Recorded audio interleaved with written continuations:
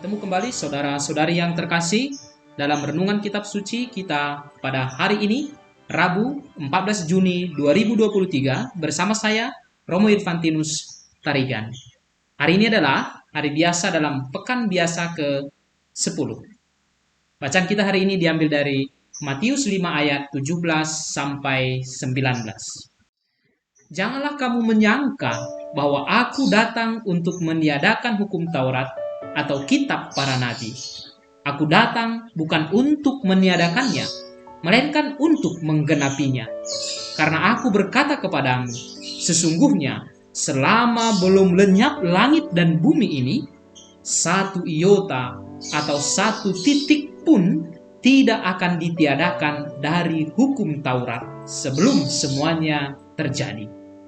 Karena itu, siapa yang meniadakan salah satu perintah hukum Taurat, sekalipun yang paling kecil, dan mengajarkannya demikian kepada orang lain, ia akan menduduki tempat yang paling rendah di dalam kerajaan surga. Tetapi, siapa yang melakukan dan mengajarkan segala perintah-perintah hukum Taurat, ia akan menduduki tempat yang tinggi di dalam kerajaan surga. Saudara-saudariku yang terkasih, biasanya ketika ada peralihan pucuk pimpinan dalam satu organisasi, orang-orang sudah mulai berpikir, pasti banyak program dari pimpinan sebelumnya akan dihentikan. Oleh karena itu, biasanya akan dicoba diciptakan sebuah sistem yang menjamin program lama akan tetap berjalan. Entah siapapun yang menjadi pucuk pimpinan nantinya, program lama itu harus tetap berjalan. Karena itu diciptakan sebuah sistem. Kecemasan-kecemasan itu beralasan juga, sebab memang sering terjadi ketika ada pimpinan baru, maka program-program yang sudah dibuat sebelumnya dihentikan. Orang-orang yang selama ini misalnya berada di lingkaran inti, pelan-pelan akan digusur dan orang-orang baru dimasukkan. Maka kemudian muncullah pepatah itu kan, hidup ini seperti roda pedati, kadang di atas, kadang di bawah. Dan saudara-saudari, bukankah nuansa yang seperti ini juga terjadi di tanah air kita saat ini? Orang-orang yang menjadi pendukung Pak Jokowi seperti takut jikalau orang yang menggantikan beliau nanti tidak lagi meneruskan program-program yang sudah dia buat.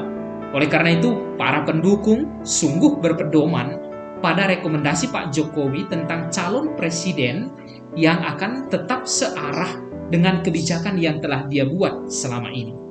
Lalu di pihak lain, orang-orang yang tidak berada satu gerbong dengan Pak Jokowi berseru, kami ingin perubahan.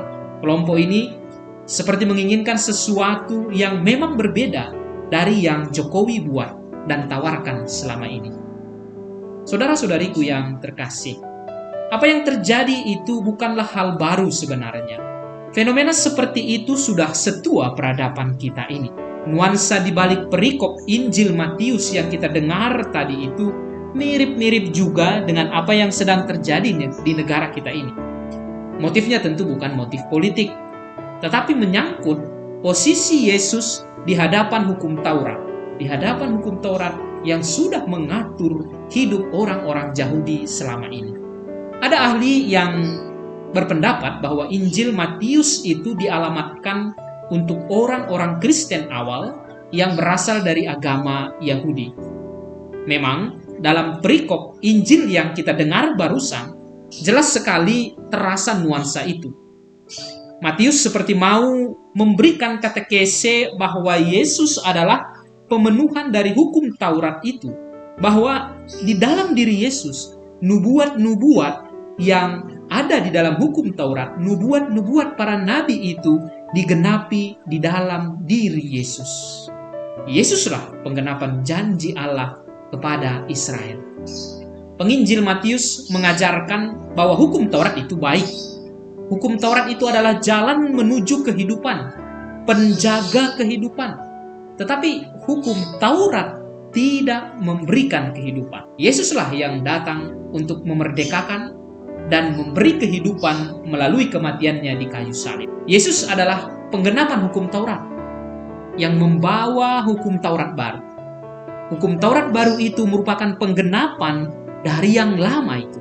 Hukum itu adalah hukum cinta kasih, yakni mengasihi Allah dengan segenap hati, segenap jiwa, segenap akal budi, dan mengasihi sesama manusia seperti mengasihi diri sendiri.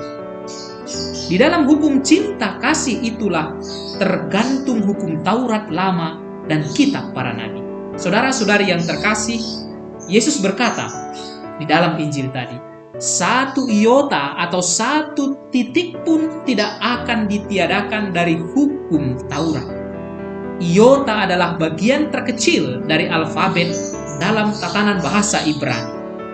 Ketika Yesus berkata bahwa tidak 1 iota atau 1 titik pun dari hukum Taurat akan ditiadakan, berarti dia sedang mengatakan bahwa hukum Taurat itu penting untuknya, yakni sebagai sesuatu yang harus diinternalisasi, sebagai sesuatu yang harus dialami, tetapi bukan sebagai sesuatu yang dipaksakan dari luar sehingga menjadi tak bermakna. Tentu Anda ingat kisah ketika para perempuan telah mendengarkan warta kebangkitan tentang Tuhan itu, dan para perempuan itu pergi berlari dan mengatakan kepada para murid bahwa Tuhan sudah bangkit. Dalam Yohanes 20 persisnya. Dalam Yohanes 20 itu dikisahkan juga bahwa ada 2 orang murid berlari ke kubur. Berlari ke kubur selekas mendengar berita dari para perempuan itu. Dikatakan murid yang dikasihi Tuhan berlari ke kubur, dan murid yang dikasihi itu sering dianggap orang sebagai Yohanes. Dia berlari kencang sehingga lebih cepat sampai di makam. Sementara itu, Petrus yang juga segera berlari selekas mendengar berita itu, tiba belakangan.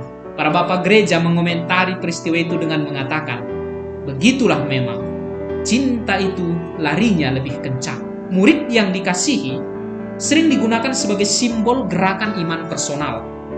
Gerakan kasih personal yang memang bisa dengan cepat sampai pada pengenalan atas tindakan apa yang perlu dibuat. Sementara itu, Petrus itu paus pertama kita. Dia sering dilambangkan sebagai gambaran institusi, hukum-hukum, tata aturan yang memang sering lebih lambat sampainya, sering tergopoh-gopoh karena harus melalui berbagai prosedur. Menariknya, saudara-saudara yang terkasih, murid yang dikasihi itu tadi, lambang iman personal yang larinya lebih kencang itu tadi, tidak langsung masuk ke dalam makam itu.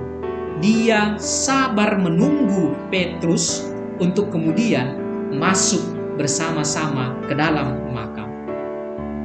Gerakan iman personal kadang harus sabar juga menunggu ajaran-ajaran yang sering bernuansa hukum dan bersama-sama untuk menanggapi sesuatu.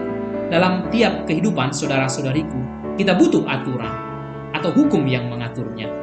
Hanya saja, hendaklah ketaatan kepada hukum atau aturan itu berdasar pada cinta kasih kepada yang lain. Hukum tidak bertentangan dengan cinta, tetapi hukum merupakan instrumen yang membantu dalam mencintai.